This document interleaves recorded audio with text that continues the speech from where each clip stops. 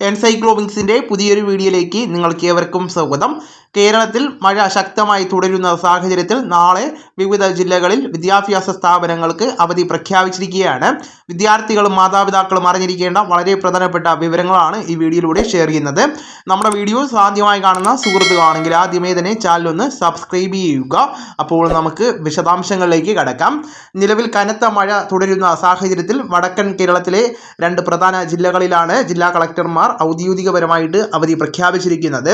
കോഴിക്കോട്, കാസർഗോഡ് എന്നീ ജില്ലകളിലെ വിദ്യാഭ്യാസ സ്ഥാപനങ്ങൾക്കാണ് നാളെ അവധി നൽകിയിരിക്കുന്നത്.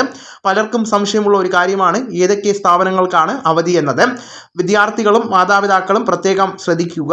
പ്രൊഫഷണൽ കോളേജുകൾ ഉൾപ്പെടെയുള്ള എല്ലാ ഉന്നത വിദ്യാഭ്യാസ സ്ഥാപനങ്ങൾക്കും നാളെ അവധിയായിരിക്കും.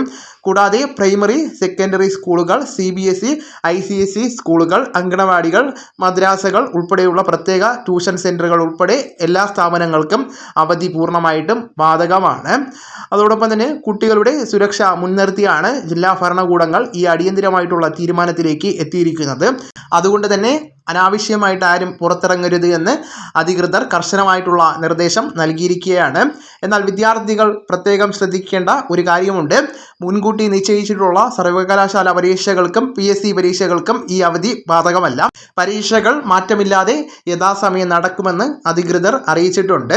കാലാവസ്ഥാ നിരീക്ഷണ കേന്ദ്രം ഈ പ്രദേശങ്ങളിൽ റെഡ് അലർട്ട് പ്രഖ്യാപിച്ചിട്ടുണ്ട്.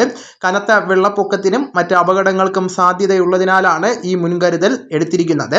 മറ്റ് ജില്ലകളിലെ മാറ്റങ്ങൾ അറിയുവാൻ അത് ജില്ലാ കളക്ടർമാരുടെ ഔദ്യോഗികപരമായിട്ടുള്ള പേജുകൾ സന്ദർശിക്കേണ്ടതാണ്. അപ്പോൾ ഈ വിവരങ്ങൾ നിങ്ങളുടെ സുഹൃത്തുക്കളിലേക്കും മറ്റ് ഗ്രൂപ്പുകളിലേക്കും കൂടെ ഷെയർ ചെയ്യുക. നമുക്ക് തുടർന്നും വിജ്ഞാനപരമായിട്ടുള്ള മറ്റ് വീഡിയോസും ആനുകാലിക വിവരങ്ങളുമായിട്ട് വീണ്ടും കാണാം. അതുവരെ ഗുഡ് ബൈ.